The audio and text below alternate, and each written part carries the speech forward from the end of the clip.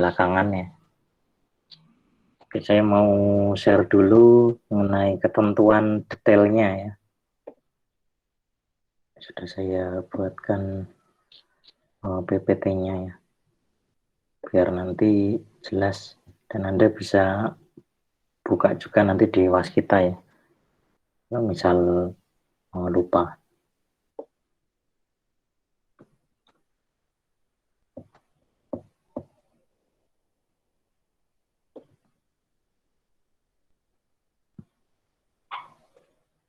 Oke, ini mengenai ketentuan final project-nya ya. Nah, ini yang pertama ini mengenai kelompoknya ya. Kelompoknya itu nanti silakan Anda membuat satu kelompok ya, yang terdiri dari 4 sampai 5 mahasiswa. Nah, kemudian nanti silakan tentukan nama kelompoknya masing-masing gitu ya. Ini tujuannya biar nanti saya mudah menyebut kelompok Anda gitu ya. Jadi nggak pakai nama anggota tapi nama kelompok. Kalau pas presentasi misalnya ya, saya tinggal panggil nama kelompoknya biar mudah. Silakan buat yang unik ya, jangan sama dengan kelompok yang lain. Kemudian nanti setiap anggota dalam kelompok tersebut itu hendaknya ya punya kontribusi ya dalam pengerjaan final project. Dari mulai coding, presentasi sampai nanti membuat laporan, tentu ini nanti akan bertahap ya, nggak semuanya dikerjakan dalam satu deadline gitu ya. Jadi nanti silakan diatur aja agar eh, kompak gitu ya. Artinya nggak ada yang nggak mengerjakan meskipun dalam satu kelompok itu ya. Ya, Anda sudah dewasa, saya kira udah bisa ya mengatur eh, tanggung jawab di dalam kelompok itu ya. Kemudian nanti setiap kelompok itu menentukan tema web yang akan dikembangkan. Jadi temanya itu bebas karena web itu kan banyak ya jenisnya ya. Ada web misalnya profil perusahaan, misalnya web e-commerce gitu ya. Misalnya e-commerce juga nanti macam-macam ya. Ada yang jualan produk, mungkin ada yang jualan jasa, web berita gitu ya. Atau apapun itu nanti bebas ya. Nanti ditentukan aja ya tiap kelompok. Kemudian, nah ini untuk nama kelompok, anggota, dan tema webnya itu nanti dikumpulkan minggu depan ya.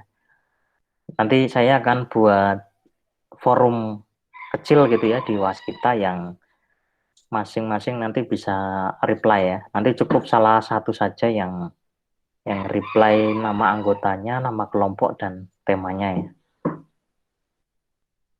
Paling lambat nanti tanggal 28 Juni ini berarti hari Senin ya, biar nanti saya bisa cek dulu. Dan ini juga nanti eh, sebagai ini ya catatan ya, mungkin barangkali ada teman Anda yang belum dapat kelompok gitu ya. Misalnya ada yang baru dapat 4 anggota gitu ya, sehingga nanti teman lain juga bisa lihat ya, mana yang sudah dapat kelompok, mana yang belum, mana yang masih kurang, mana yang sudah lengkap gitu ya. Nah, kalau sudah fix nanti itu ya disampaikan di forum itu ya, di reply. Itu tadi mengenai ketentuan kelompoknya. Kemudian untuk ketentuan final project-nya itu, nah ini tadi sudah ya, konsep dan tema webnya nanti bebas. Nah, yang penting ini ya, final project ini tidak boleh sama dengan kelompok yang lain. Kemudian tidak boleh menjiplak karya orang lain meskipun beda kelas ya. Nah, kalau di Amikom kan kelasnya ada banyak ya. Kemudian tidak diperkenankan juga menggunakan template web yang udah jadi ya. Jadi Anda kalau bisa nanti develop sendiri ya. Jadi Anda bisa pakai dua cara nanti, bisa menggunakan HTML, CSS, JavaScript biasa ya, from scratch ya. Artinya betul-betul Anda mulai dari awal gitu ya. Kemarin terakhir kita sudah belajar membuat layout ya, layout sederhana. Nah, Anda bisa pakai itu, kemudian dikembangkan lagi gitu ya. Atau Anda bisa nanti alternatif yang kedua, Anda boleh menggunakan Bootstrap ya, framework Bootstrap ya. Ini sebetulnya nanti akan kita pelajari lebih detail lagi dengan contoh-contohnya nanti di pertemuan ke-12 ya. Jadi di pertemuan materi terakhir, pertemuan praktikum yang terakhir kita akan bahas spesifik mengenai Bootstrap. Cuma kalau Anda mau belajar dari sekarang itu harusnya bisa ya. Karena dokumentasinya itu kalau di webnya Bootstrap udah lengkap dan ada contohnya gitu ya. Nah, Anda nanti juga bisa mengambil contoh-contoh template yang ada di situ ya. Ini saya kasih lihat aja webnya Bootstrap ini ya. Nah, ini di sini itu isinya dokumentasi ya kalau di menu Docs ini. Dari nanti membuat layout. Ini sebetulnya Anda kalau pakai ini nggak perlu coding dari awal ya. Dan Anda sebenarnya tinggal panggil kelasnya aja apa gitu ya. Nanti tampilannya udah jadi gitu ya. Nah, tinggal nanti disesuaikan dengan tema atau topik web Anda ya. Di web ini juga sudah ada contohnya ini ya. Misalnya, cuma di sini contohnya tentunya ya masih berupa dummy ya. Artinya dia belum merepresentasikan web yang sebenarnya ya. Dia masih kelihatan kosong. Nah, ini contohnya seperti ini ya. Misalnya Anda mau buat web berita gitu ya. Kan biasanya ada kotak-kotak seperti ini ya, atau grid ya istilahnya ini ya. Ini ada thumbnailnya, nanti ada isinya gitu ya. Nah, Anda boleh mengambil dari sini, kemudian nanti ini Anda edit ya isinya.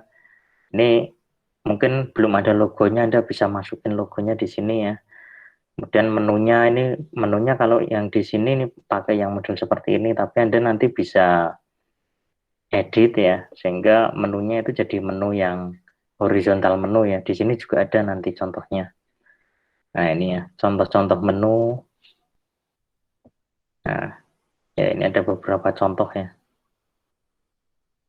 Nah, nanti Anda bisa copy paste dari sini juga boleh. Ini kan kalau Anda mau lihat kodenya itu bisa di ini ya, klik kanan, kemudian view page source ya. Nah, ini Anda Ctrl A, copy semua ya di text editor Anda. Nah, kemudian nanti Anda jalankan di browser ya. Harusnya tampilannya nanti persis seperti ini ya. Ya, cuma kan ini karena contoh ya, jadi tampilannya masih berupa dummy ya. Nah, ini Anda bisa ambil contohnya di sini ya. Misalnya butuh menu yang ada drop down-nya gitu ya. Ya, nanti tinggal diambil aja ini source code-nya ya.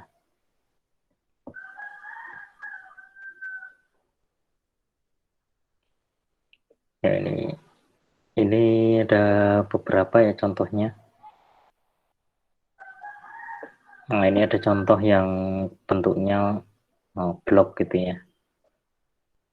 Nah, ini kayak blog pada umumnya ya. Anda nanti juga bisa mengedit ini gitu ya, biar tampilannya mungkin lebih bagus lagi. Misalnya ini Anda mau ubah bannernya ini jadi banner yang bergerak gitu ya. Itu juga bisa, dan seterusnya nanti ya. Ini nanti ada beberapa modul yang bisa dipakai juga kalau pakai Bootstrap ya. Di docs-nya ini ada banyak nanti. Nah, Anda mau membuat form, di sini juga ada khusus ya untuk membuat formnya.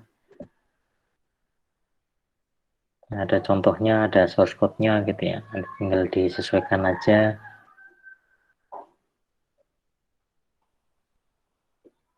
Itu ya, seperti itu. Nah, ini sudah saya sebutkan di sini. Final project berupa web statis yang dikembangkan menggunakan client side scripting ya. Jadi ini sama sekali Anda nggak perlu coding PHP gitu ya. Mungkin ada beberapa di antara Anda yang sudah kenal PHP atau database gitu ya. Dan untuk mata kuliah ini kita belum sampai ke sana ya. Untuk PHP dan database itu kan masuknya nanti sudah server side scripting ya. Itu akan dipelajari nanti di praktikum yang lain ya, di praktikum PWL itu nanti belajarnya PHP dan database ya, MySQL. Tapi kalau di praktikum PPW ini sampai ini aja ya, HTML, CSS, dan JavaScript.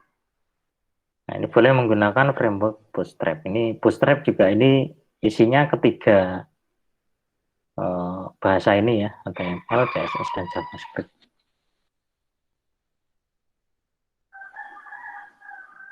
Nah, kemudian hal yang lain mungkin ini juga perlu ya, saya batasi untuk jumlah HTML-nya ya itu minimal 5 halaman ya. Jadi kalau Anda membuat misalnya tampilan untuk halaman home gitu ya, atau tampilan halaman beranda gitu ya, ya nanti minimal itu ada mungkin menu gitu ya yang bisa diklik gitu ya.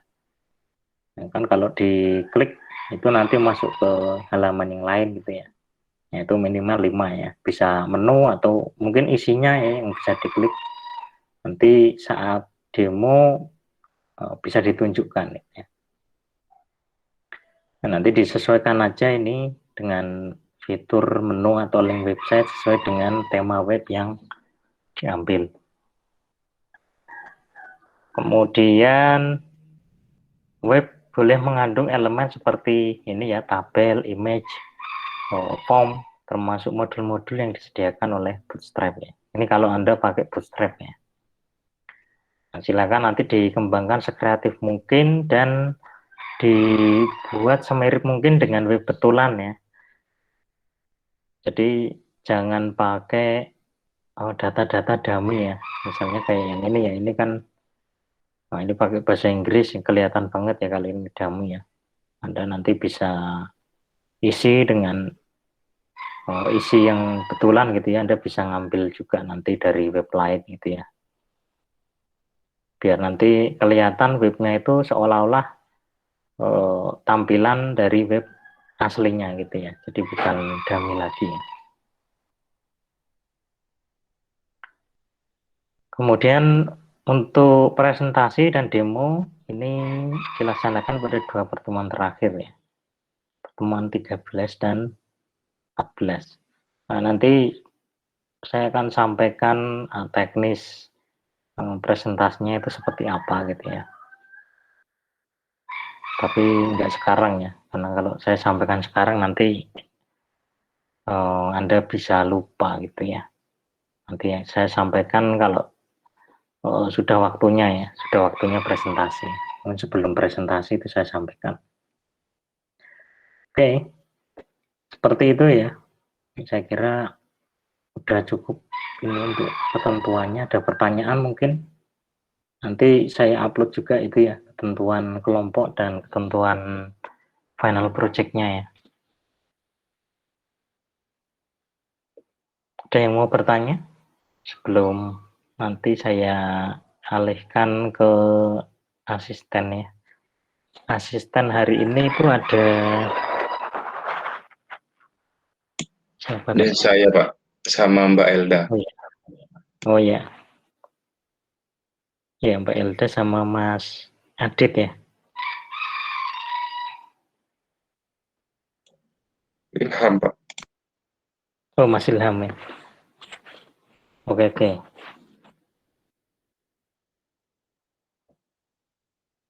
Ada pertanyaan kaitannya dengan final project tadi?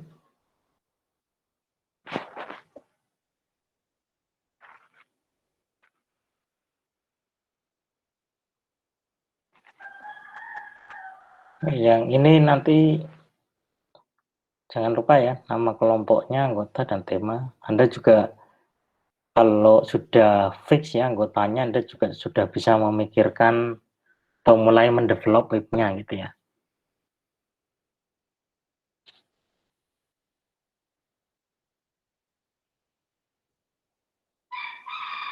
Oke, kalau belum ada ya nanti bisa ditanyakan barangkali ya di grup kalau ada yang belum paham. Kemudian untuk materi hari ini nanti adalah mengenai JavaScript ya. Ini mungkin modulnya kalau Anda lihat agak panjang karena latihannya juga ada banyak ya. Di sini latihannya ada banyak ya. Nah, nanti untuk yang materinya ini ya akan disampaikan asisten, kemudian nanti Anda setelah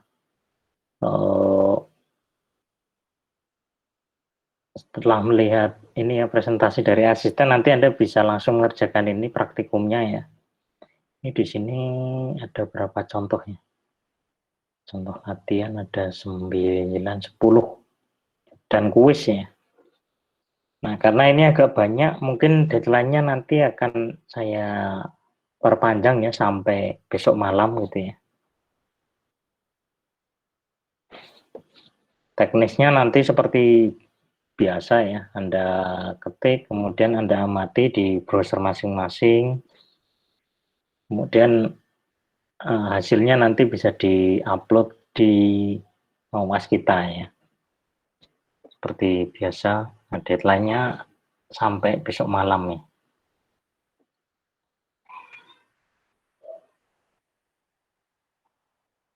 Ya ini tinggal diketik aja ya kalau latihannya. Kalau kuisnya, nah ini nanti Anda yang harus coding sendiri ya. Ini simple ya. Ada nama, ada alamat. Nah nanti kalau di klik ya, klik kirim gitu ya, nanti akan muncul alert ya. Terima kasih gitu ya. Ya, nanti untuk ketentuan apa yang perlu dikumpulkan nanti saya akan tuliskan juga seperti biasa di Waskita ya. Nanti dibaca aja apa yang perlu dikumpulkan gitu ya. Jadi ada 2 tugas ya untuk pertemuan hari ini. Tugas yang pertama Anda tadi ya kaitannya dengan final project ini menentukan kelompok dan tema, kemudian yang kedua ya yang kaitannya dengan praktikum ya, mengerjakan latihan dan kuisnya. Ada pertanyaan?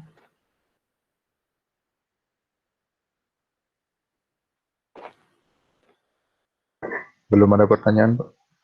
Ya, oke. Yang belum presensi ya, silakan diisi karena baru 45 ya.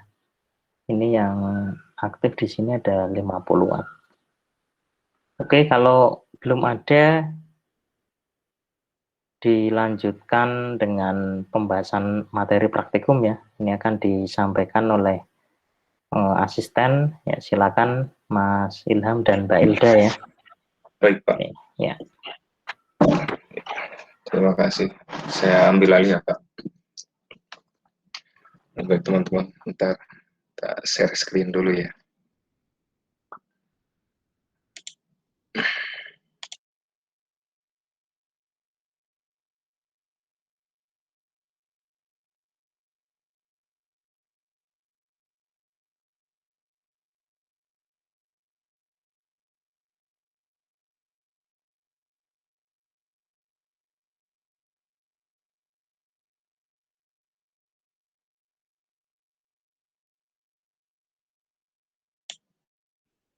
Udah kelihatan ya.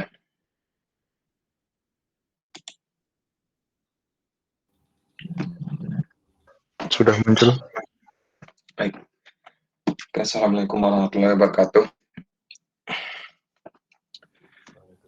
Untuk dari praktikum kali ini kan kita ngebahas JavaScript. Jadi untuk JavaScript itu sama aja kayak bahasa pemrograman lain. Cuman untuk JavaScript ini tidak membutuhkan compiler, tapi cukup dengan interpreter. Fungsi interpreter itu untuk menerjemahkan bahasa JavaScript itu sendiri, dan untuk interpreter itu udah ada di dalam semua browser. Jadi langsung bisa diterjemahkan oleh semua browser jika kita menjalankan JavaScript. Untuk selanjutnya, untuk variabel dan tipe data itu ada beberapa tipe data di dalam JavaScript. Yang pertama adalah string. String itu sama seperti yang di C++ ya, kalau teman ingat yang di C++. String itu kumpulan karakter yang membentuk kalimat. Nah, seperti ini misalnya kata malang ini. Nah, ini adalah tipe data string. Dan di JavaScript ini bedanya sama yang C++ adalah di sini cuma ada string untuk karakter, nggak ada tipe data char. Dan untuk mengenali bahwa itu tipe data string, itu menggunakan value-nya menggunakan tanda petik. Value-nya diapit tanda petik 2, seperti ini. Jadi jika dituliskan dalam variabel itu misal seperti ini. Nah, contohnya. Nah, ini variabel misal nama ini sama dengan string. Nah, seperti ini teman-teman. Jadi langsung diapit, nggak perlu kayak gini string harus dideklarasikan tipe datanya, nggak perlu, langsung ditulis misal sudah ada nilainya, seperti itu. Kemudian yang kedua, numerik. Numerik itu ada int, ada float, banyak. Untuk penulisannya tanpa tanda petik 2 ya, langsung ditulis value-nya, misal variabel sama dengan 1, 2 sampai seterusnya, angka numerik, nggak bisa karakter. Jadi sesuai dengan namanya, numerik yaitu yang isinya atau tipe data yang berupa bilangan atau angka. Intinya yang bisa dilakukan operasi matematika nanti.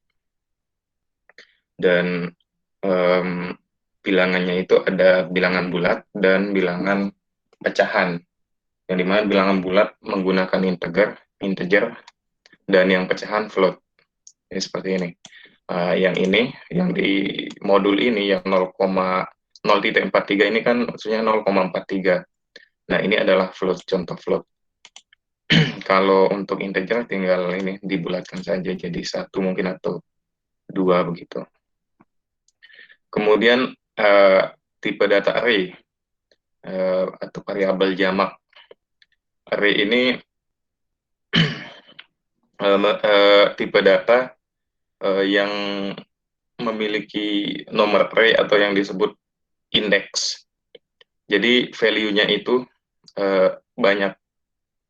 Di dalam variabel ini datanya itu ada banyak, dan setiap datanya itu ditempatkan di dalam setiap indeks yang dimiliki oleh variabel array ini. Intinya sama seperti array di pemrograman C atau C++ juga sama. Gitu. Kemudian yang selanjutnya tipe data objek.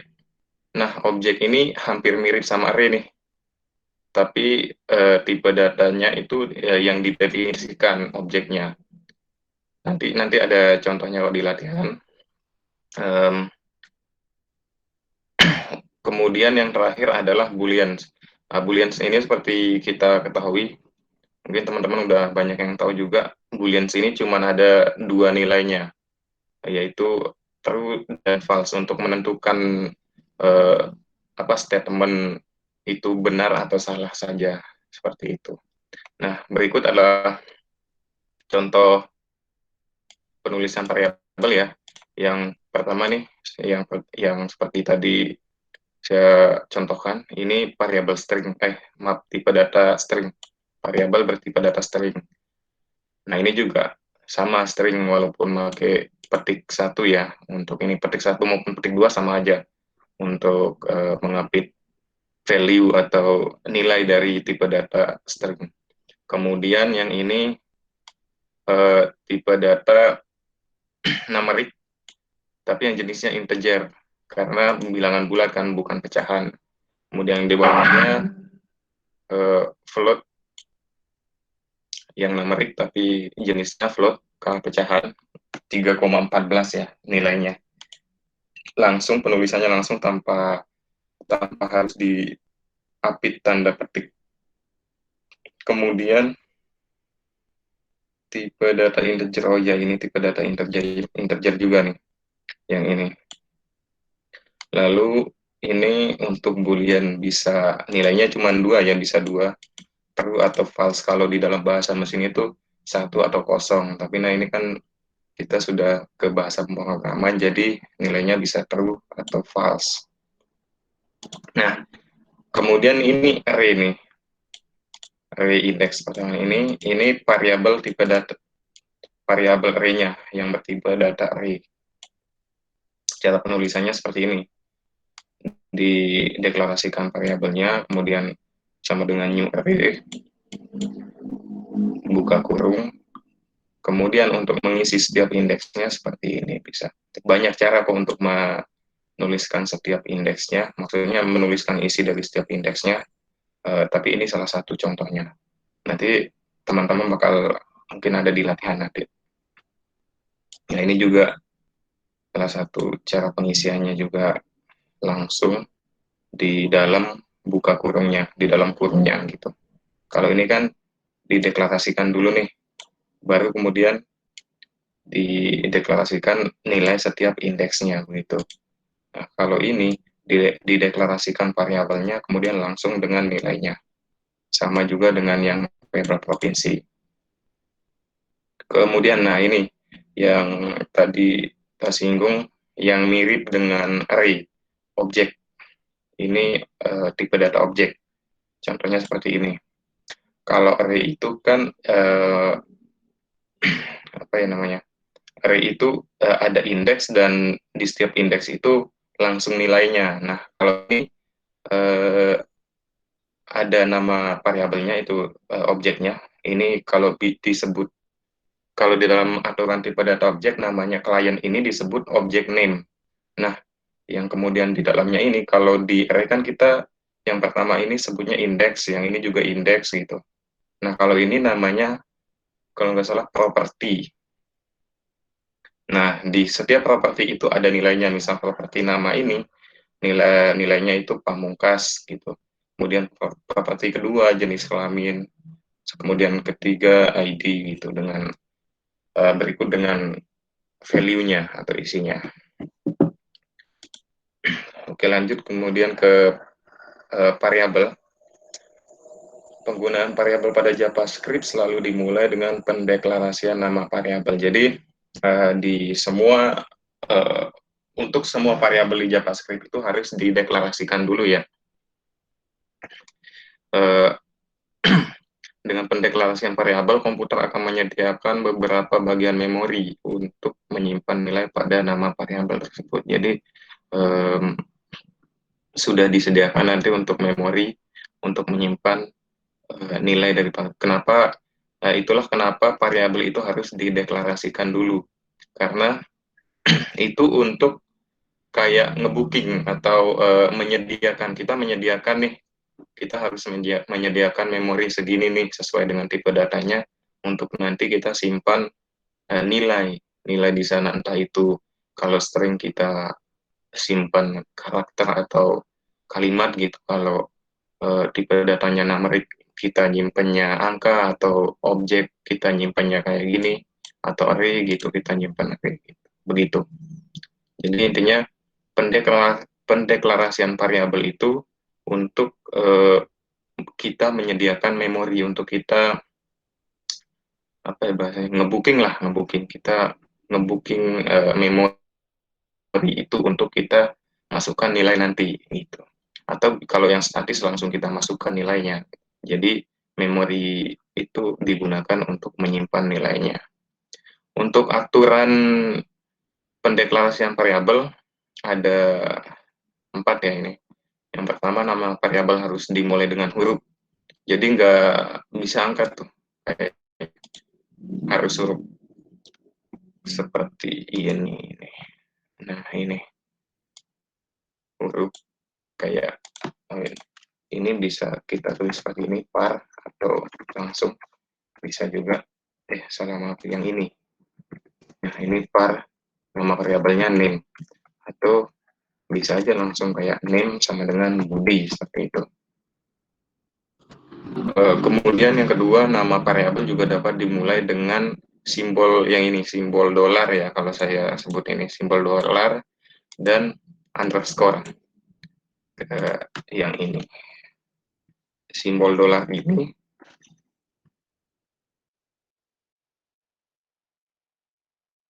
simbol dolar, atau bisa dimulai dengan simbol underscore. Untuk simbol-simbol lain nggak bisa. Contoh kayak simbol ini nggak bisa karena ini termasuk operator yang digunakan di dalam JavaScript ya. Jadi yang simbol yang digunakan untuk variabel, pendeklarasian nama variabel itu hanya simbol dolar ini dan simbol underscore. Kemudian nama variabel itu case sensitif. Jadi besar kecil hurufnya, huruf di variabel itu diperhatikan ya. Ini misal ini name ini n-nya huruf besar gitu. Untuk pemanggilannya nanti dia nggak bisa kita panggil dengan menulis name seperti ini yang huruf kecil saja. N-nya itu harus kita ikuti huruf besar juga. Itu ya teman-teman. Case sensitif. Kemudian jangan menggunakan reserved word atau kata tercadang sebagai nama variabel. Kata tercadang sebagai kata tercadang itu adalah kata yang sudah built-in dalam JavaScript yang sudah bermakna khusus. Maksudnya itu reserved maksudnya kata yang sudah built-in ya. Kata yang sudah built-in itu seperti misal kita mau bikin nama variabel nih, kita bikin namanya dokumen. Tapi dokumen itu kan salah satu sintaks dari ini, dari JavaScript. Jadi itu harusnya kita nggak bisa menggunakan nama dokumen ini sebagai variabel. Seperti itu. Jadi untuk semua kalimat atau kata yang kata itu adalah sebuah sintaks yang digunakan di dalam JavaScript, itu tidak bisa digunakan untuk kita jadikan sebuah nama variabel gitu. Jadi seperti ini. Intinya yang sudah built-in itu maksudnya kalimat atau kata atau sintaks yang ada di JavaScript itu tidak bisa digunakan untuk nama variabel. Contoh juga ini error. Error itu adalah sebuah sintaks tuh di JavaScript. Oke, bentar, ada. Oke. Nah, ini contoh penulisannya. Variabel ini dideklarasikan dulu variabelnya, baru kemudian dikasih nilai.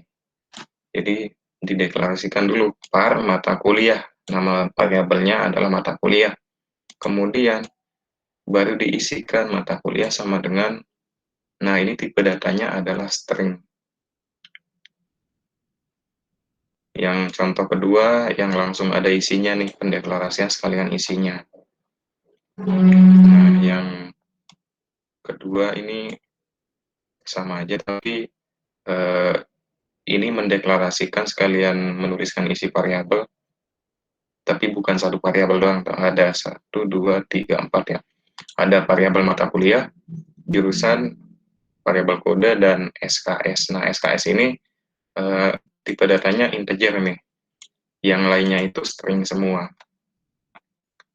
Oke, lanjut ke perintah dasar.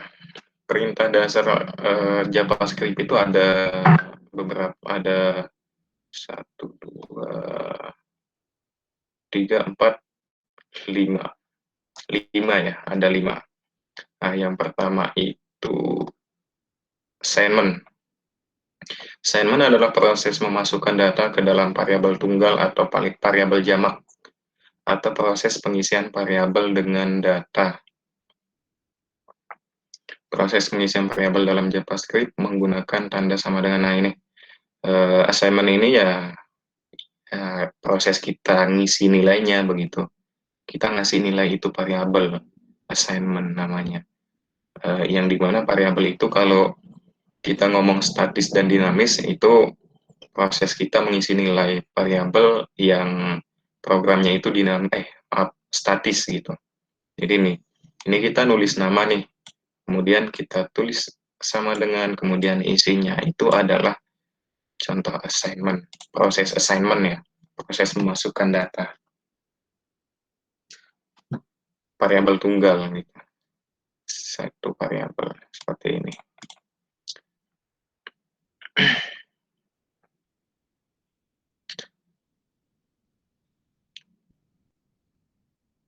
Kemudian, nah ini contoh lengkapnya untuk assignment. Jadi ini cuma di assignment doang nih. Kan di sini ada dua variabel, variabel nama dan umur. Nah, di sini hanya di assignment saja gitu. Jadi proses deklarasi variabel sambil memasukkan data ke dalam variabel tersebut disebut sebagai proses inisialisasi, memberi nilai kepada variabel ya. Nah, cuman memberikan nilai tanpa ada proses outputnya ya, assignment, hanya memberikan nilai saja ke variabel, ke satu variabel begitu, variabel tunggal maksudnya. Dan benar, untuk assignment itu bukan, proses assignment itu bukan untuk menampilkan. Proses assignment itu hanya untuk memasukkan nilai ya. Dan itu kemudian yang kedua perintah output. Nah, kalau tadi assignment itu tidak bisa menampilkan, bukan perintah untuk menampilkan. Nah, output ini adalah perintah untuk menampilkan isi dari variabel bisa, atau hanya kita ngasih string juga bisa ditampilkan. Untuk proses penampilan atau proses output data, untuk perintah output maksudnya, untuk sintaksnya ada beberapa di sini. Yang pertama ini dokumen.write, kemudian dalam kurung, ini untuk menampilkan output dalam bentuk teks atau string. String bukan, maksudnya string yang bukan isi variabel ya, langsung teks itu, maksudnya yang diapit titik dua. Jadi penulisannya itu misal dokumen.write buka kurung, kemudian kita kasih petik 2, baru kita masukkan teks yang ingin ditampilkan di dalam yang dia harus diapit petik 2 itu begitu. Kemudian yang kedua, perintah output inner HTML. Ini bisa digunakan untuk dapat mengakses elemen HTML. Ini untuk untuk memberikan output di dalam elemen HTML sih. Ini kalau saya biasa menggunakan di event, untuk proses event. Maksudnya contohlah kita punya tombol nih, kita kasih tombol klik me. Nah, kalau tombol itu diklik nanti akan muncul teks yang di bawah tombol itu. Nah, ini bisa digunakan inner HTML. Intinya untuk memberikan isi di dalam elemen, atau contoh elemennya tag p misal, atau tag div bisa kita kasih, tapi dengan perintah inner HTML tanpa spasi ya. Ini ada spasi nih cuman. Nah, yang benar kayak gini, inner HTML tanpa spasi. Untuk sintaksnya nanti gitu. Kemudian yang window alert, sesuai dengan namanya ya, untuk menampilkan data melalui alert box untuk peringatan. Biasanya kalau alert yang default itu munculnya dari atas ini nih, di sekitaran sini. Di sekitar ini munculnya, nanti ada dua pilihan yes atau cancel itu biasanya. Kemudian yang terakhir itu console log, digunakan untuk menampilkan proses debugging dengan membuka jendela debugging terlebih dahulu. Ini untuk biasanya kita gunakan untuk developer biasanya.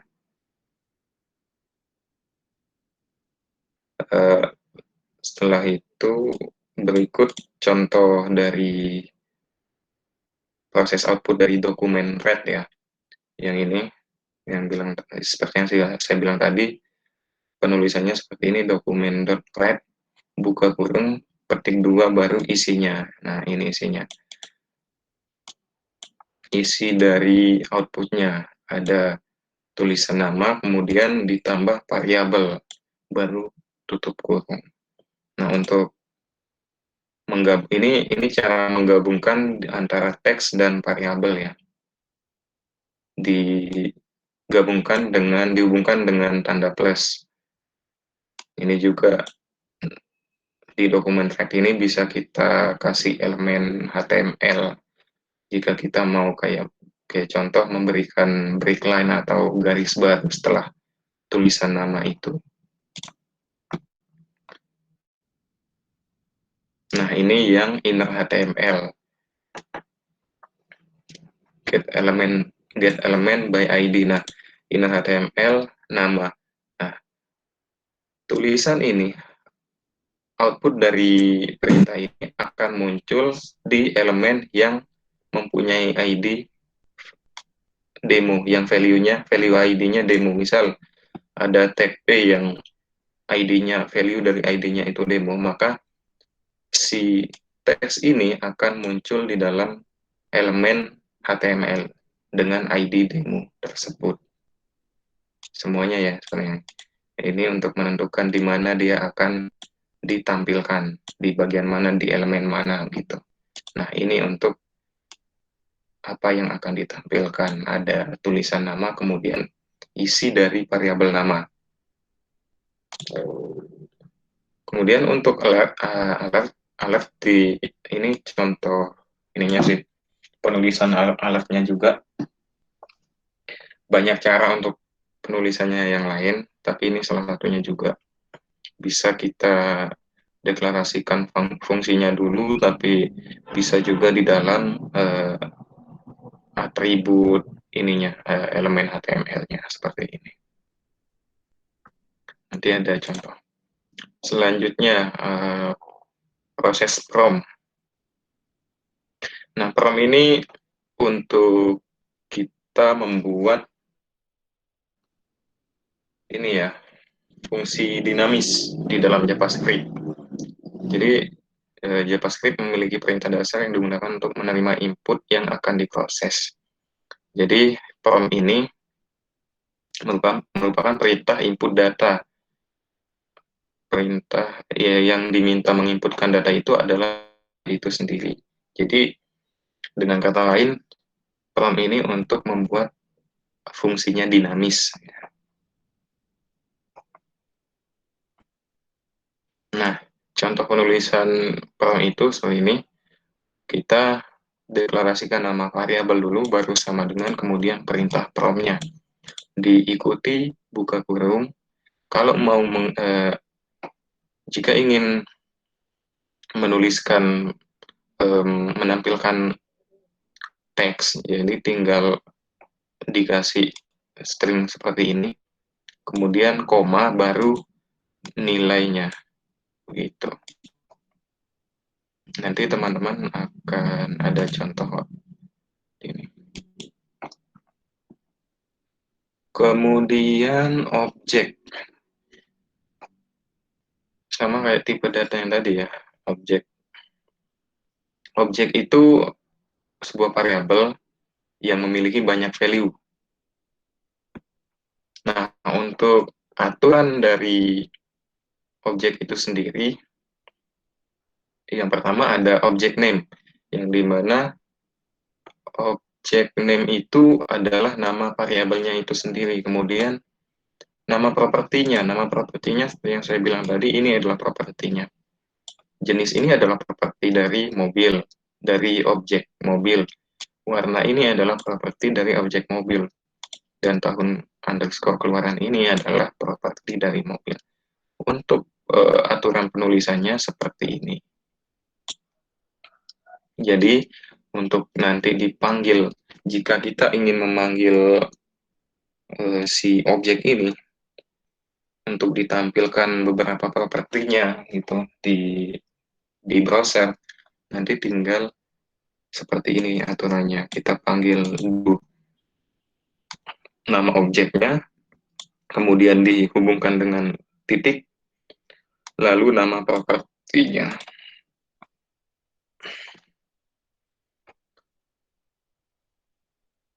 Oke, lanjut ke events. Events adalah sesuatu yang terjadi pada elemen-elemen HTML atau statement. Event adalah statement yang terjadi pada elemen-elemen HTML ketika JavaScript digunakan di halaman HTML. JavaScript dapat bereaksi ketika terdapat sebuah event. Jadi,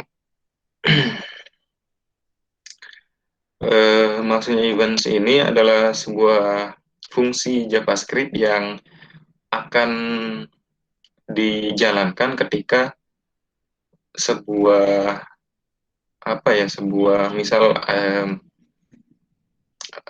contoh aja on click nih, mungkin teman-teman udah nggak ini asing dengan atribut on click ya. On click itu ada salah satu event sebenarnya.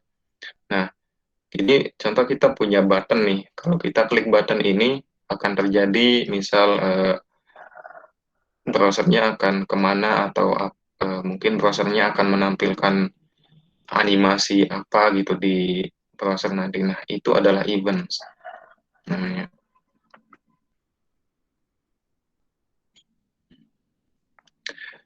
Contoh event di HTML yang ini, event ketika sebuah halaman web selesai melakukan proses. Kalau setelah selesai melakukan proses itu, kalau nggak salah onload, dia menggunakan onload. Kemudian yang kedua, events ketika proses pengisian form di halaman HTML. Nah, ini yang tadi kalau kita menggunakan button on click nih, itu adalah event. Contoh kalau contoh yang kedua yang ketika proses pengisian formulir di halaman HTML, kita kalau klik submit, mungkin data yang kita isi di form itu akan dikirim kemana begitu. Itu adalah event. Kemudian event ketika button diklik, ya sama aja ya, ini yang kedua yang saya contohkan. Nah, aturan penulisan untuk menambahkan event JavaScript di HTML dapat ditulis kayak gini nih. Elemen event sum JavaScript. Nah, elemen event ini maksudnya kayak misal tag A, kemudian on click sama dengan, nah baru nih sum JavaScript ini bisa diganti dengan, mungkin dia terserah dari teman-teman mau diganti apa, misal kalimat gitu, string. Kalau si tag A itu nanti hasil tampilan dari si tag A itu diklik, maka akan muncul sini string yang ini gitu. Untuk penulisan petik 2 maupun petik 1 itu sama aja ya. Nah, ini beberapa contoh perintah events yang sering digunakan di HTML. Ini on change nih. Ini jika sebuah elemen diubah, maka akan si JavaScript-nya akan bereaksi gitu. On click untuk tombol yang sudah diklik.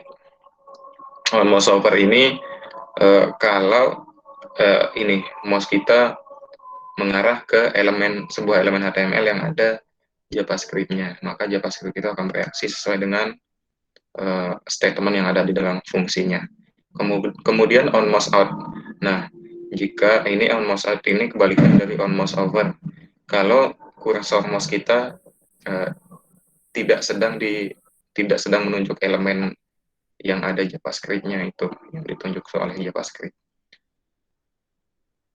Kemudian on key down, the user pushes the keyboard key. Nah, ini kita on key down ini kalau kita menekan salah satu tombol di keyboard.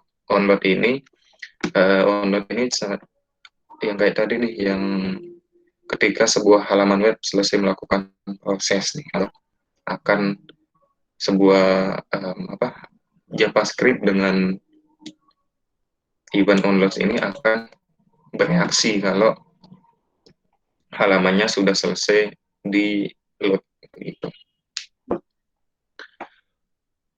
Sampai sini mungkin ada pertanyaan dulu sebelum saya lanjut ke operator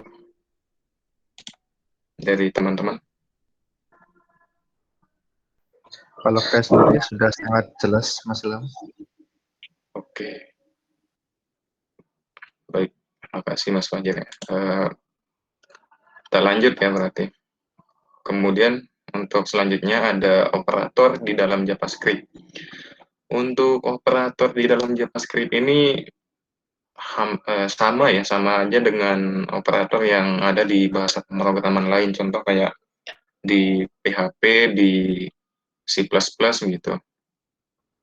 Untuk yang pertama nih, untuk operator aritmatika gitu, yang digunakan dalam pemrosesan angka, dan hasilnya itu adalah ya angka atau numerik gitu.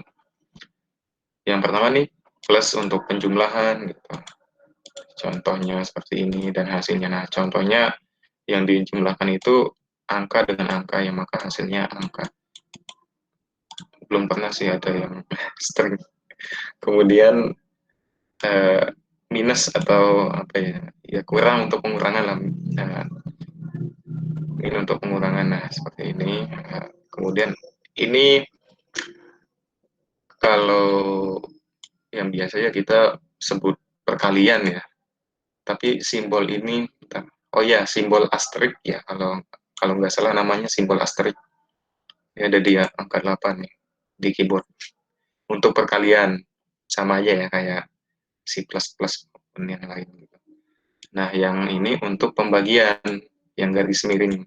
Untuk pembagian 10 bagi 2 sama dengan 5. Nah, ini oh ya, teman-teman harus ingat ya, kalau untuk pembagian itu menggunakan garing, bukan menggunakan persen. Ini biasanya pasti ada aja yang masih mungkin terkecoh ya antara pembagian dan modulus. Jadi pas mau bikin pembagian dipakainya persen ini, simbol persen ini.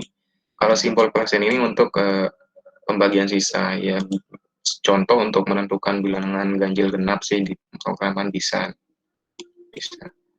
Nah ini 10, kalau dibagi 3 ada sisa 1, modulus 10, modulus 3 gitu.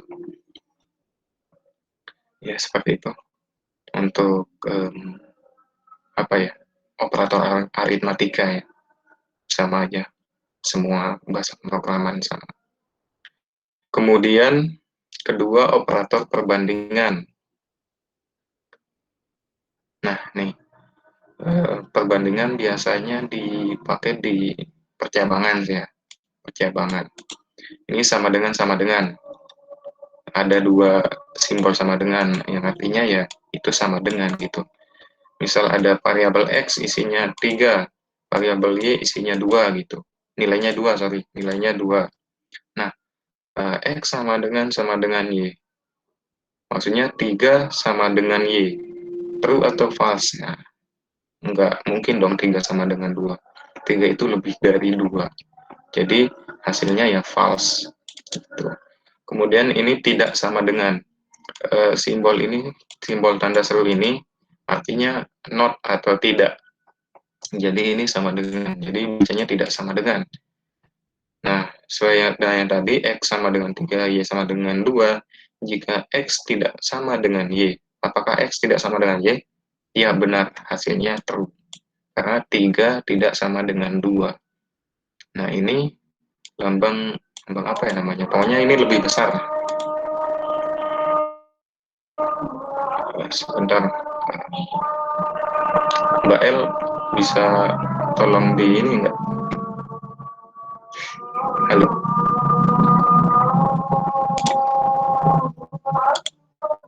sebentar ya teman-teman, ajan dulu.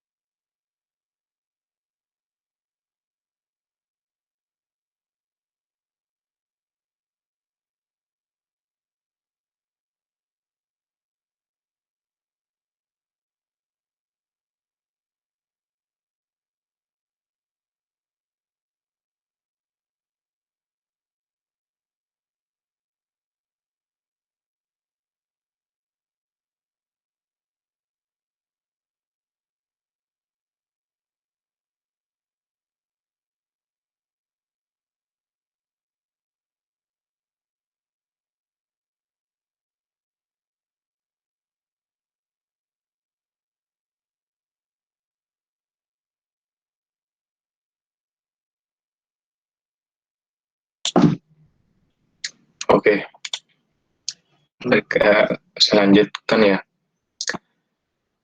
Yang tadi nih contoh proses prom ya teman-teman. Jadi kenapa saya kasih lihat yang ini tadi kosong dan saya tulis nama Anda, ini untuk nilai default yang ada di kolom nanti pas proses input datanya ya, seperti yang ini. Nah, tadi kan sebelum ditambahkan itu nggak ada nih kosong kayak gini, tapi setelah kita tambahin sini, ini nilai default dari kolom yang akan kolom untuk menuliskan isi dari variabelnya, begitu.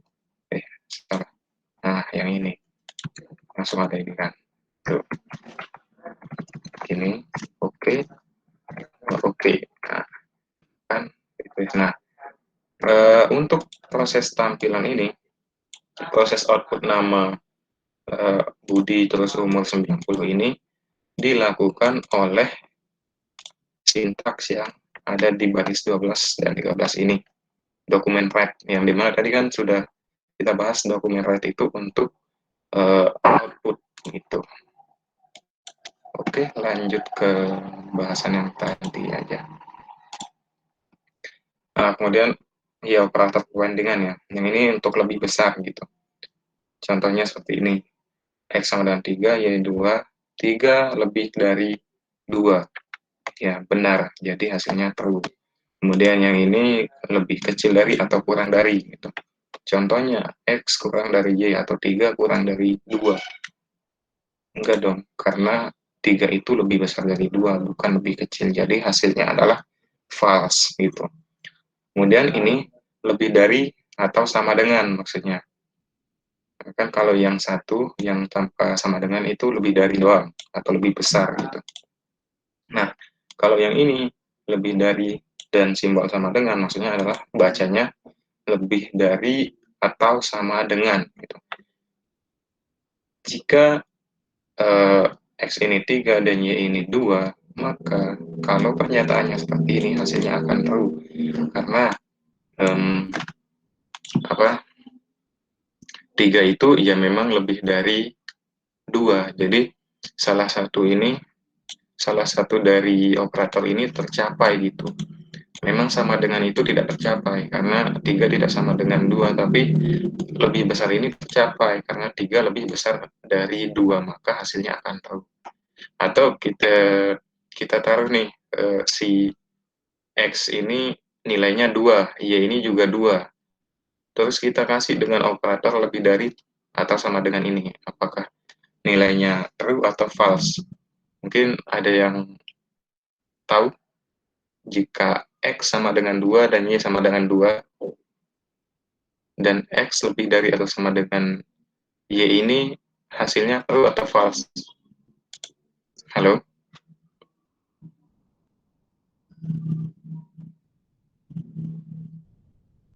Oke, oke ada yang jawab. Tak jawab aja langsung ya. Jadi untuk jika X sama dengan 2, Y sama dengan 2, dan jika X lebih dari atau sama dengan Y, maka hasilnya tetap true karena memang yang lebih dari ini tidak tercapai karena 2 tidak lebih dari 2. Tapi 2 sama dengan 2, jadi nilainya sama. Yang tercapai itu hanya sama dengan ini, maka hasilnya adalah true. Nah, yang ini kurang dari sama dengan, kurang dari atau sama dengan gitu. Balik lagi, X sama dengan 3, Y sama dengan 2, apakah X sama apa? Ini salah simbol ya. Ini harusnya kurang dari. Apakah X kurang dari atau sama dengan 2? 3, apakah 3 kurang dari atau sama dengan 2? 3 kurang dari, salah. 3 itu lebih dari 2. 3 sama dengan 2, enggak. 3 tidak sama dengan 2, maka hasilnya adalah false. Dari dua operator ini tidak tercapai kondisinya, begitu. Seperti itu. Lanjut ke operator logika. Operator logika ini digunakan dalam proses pemrosesan bertipe data ini, variabel bertipe data boolean ya, yang hasilnya true atau false gitu. operatornya itu ada 3. Yang ini ada double simbol N, atau ya maksudnya dan gitu, dan atau N. Contohnya seperti ini, X sama dengan 5, Y sama dengan 2 gitu. Nah, di sini ada 2 kondisi. Oke, operator dan ini untuk biasanya untuk apa ya, menggabungkan 2 kondisi ya. Seperti ini, ada 2 kondisi. X lebih dari 4 gitu, dan Y lebih dari 4. Nah, ini sama, logikanya sama kayak yang tadi ya, yang lebih besar dan atau sama dengan. Kalau atau kan itu salah satu kondisinya tercapai. Nah, kalau dan itu keduanya harus mencapai kondisi yang disebutkan. Jadi, X tadi sama dengan 5. Apakah 5 lebih dari 4? Iya, benar. Tapi di sini dan Y atau 2 lebih dari 4 itu tidak benar atau false. Jadi hasil dari kedua kondisi ini, penggabungan kondisi ini adalah false karena hanya satu yang mencapai kondisi benar. Jika salah satunya saja yang benar atau salah satunya saja yang benar, maka itu false kalau untuk operator dan. Karena operator dan itu harus keduanya benar, harus true dan true, maka akan menghasilkan true gitu. Atau enggak, atau kalau enggak keduanya, pokoknya kondisi dari kedua ini tercapai gitu, baru itu akan menghasilkan true. Kemudian yang simbol apa ya namanya ini, simbol garis lurus inilah ada 2 ya. Ini atau bahasa Inggrisnya or ya, atau dibacanya atau. Nah, kalau atau ini logikanya itu hasilnya akan true jika salah satu kondisinya itu true. Jadi nggak perlu kedua kondisi itu true untuk mencapai hasil yang true. Jadi contoh aja ini. Tadi kan kalau dan 5 kurang dari 4 dan 2 kurang dari 4 itu hasilnya false gitu. Nah, kalau yang ini 5 kurang dari 4 atau Y kurang dari lebih dari 4, ya hasilnya true karena atau salah satu saja yang dicari. Kalau sudah salah satu mencapai kondisi true, maka hasilnya true gitu. Kemudian yang tidak, yang not nih, tadi yang operator tanda seru seperti ini. Karena X sama dengan 5 dan Y sama dengan 2, maka jika apakah si 5 sama dengan Y, tidak sama dengan, apakah si 5 tidak sama dengan Y, gitu. Bacanya seperti ini. Apakah 5 tidak sama dengan Y, ya benar. Dia 5 tidak sama dengan 2, 5 tidak sama dengan 2, ya benar. Maka hasilnya true. Seperti itu ya. Kemudian operator pemilihan. Ini pemilihan atau biasanya percabangan ya kita sebutnya. Yang pertama if then, konstruksi pemilihan if then. Nah, ini biasanya digunakan apabila dalam suatu urutan pemecahan masalah terdapat suatu kondisi yang harus dijalankan dengan sebuah pengecualian. Jadi jika ada beberapa keputusan yang mempunyai pemecahan atau pemecahan yang berbeda gitu. Misal di dalam pemrograman itu kita disuruh milih angka di antara angka 1 sampai 3 gitu. Nah, setiap pilihan itu ada hasil yang berbeda. Nah, maka di sanalah kita menggunakan if then itu. Apabila kondisi yang menyebabkan pengecualian ini tidak dicapai, maka program tidak akan terpengaruh. Gitu. Maka ya maksudnya jika kondisi itu tidak memenuhi atau nggak ada hasil dari pengecualian yang dicapai, ya program tidak akan menjalankan apapun gitu. Statement dari hasilnya itu tidak akan dijalankan. Gitu.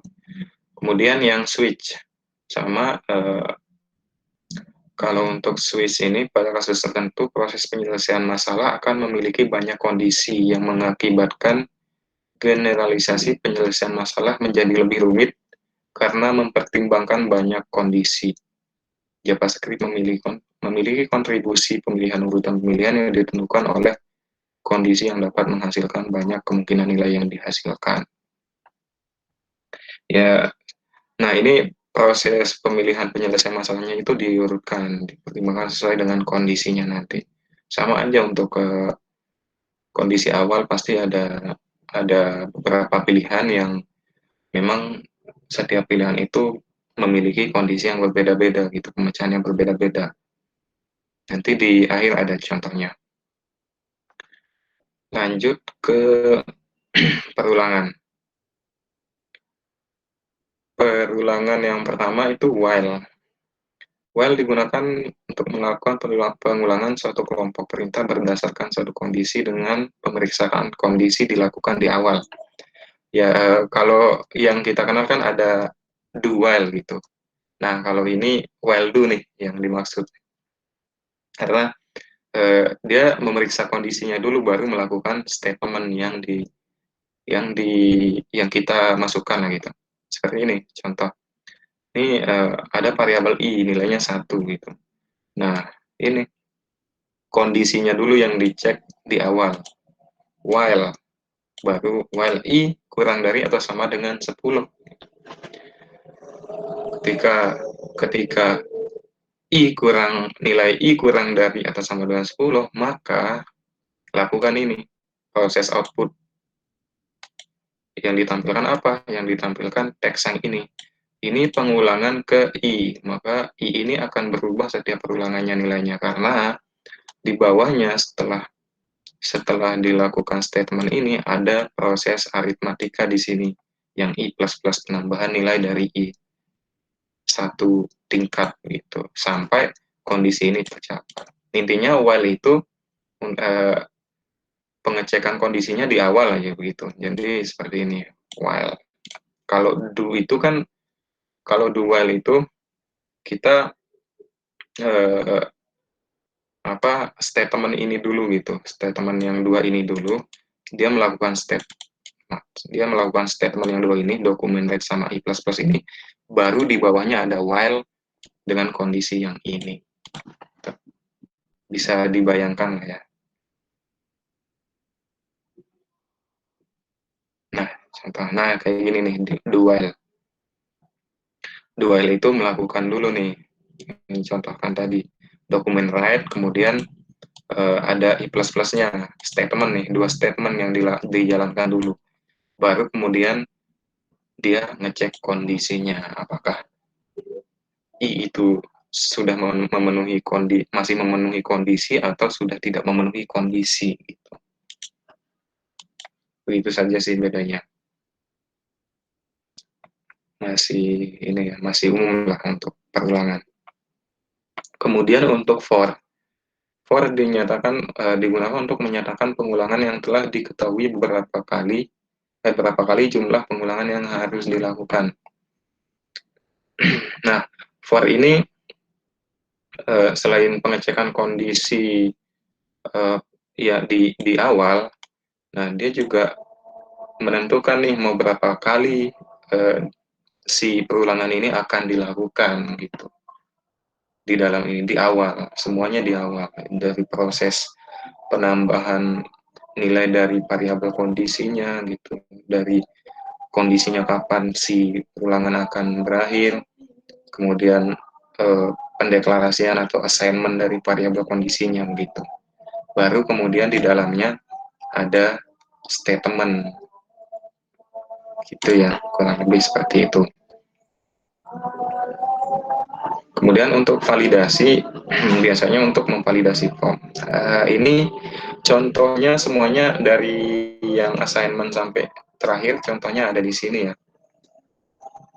Dari teman-teman bisa langsung nulis yang seperti Pak Adit bilang tadi, untuk latihan dan tugasnya itu kan dikumpul di Waskita. Nah, dari penjelasan yang udah saya jelaskan tadi, mungkin ada yang perlu ditanyakan. Ada yang mau ditanyakan?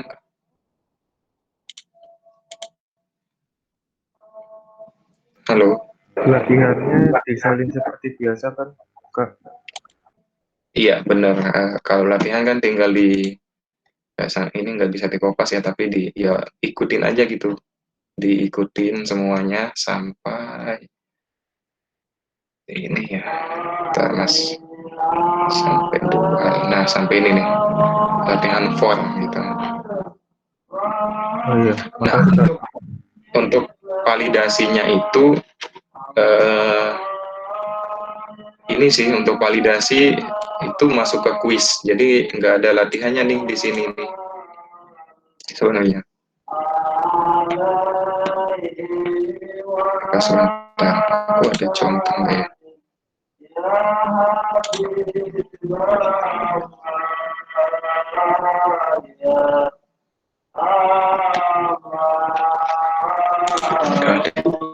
Aku lupa bikin contohnya, teman-teman, untuk validasi. Cuman kalau untuk validasi itu logikanya ada ini sih, ada yang tadi yang apa sih namanya, yang event. Kita pakai event juga di sana, kemudian ada alert. Tinggal dilogikakan aja ya. Sebenarnya sama kayak yang validasi, tinggal nambahin logika percabangannya aja sih, Kak. Nah, iya benar. Pokoknya ada events, ada percabangan, ada alertnya juga gitu. Tinggal logikanya aja sih. Gampang kok masih. Nah, dari apa sampai sini udah nggak ada pertanyaan atau ada lagi?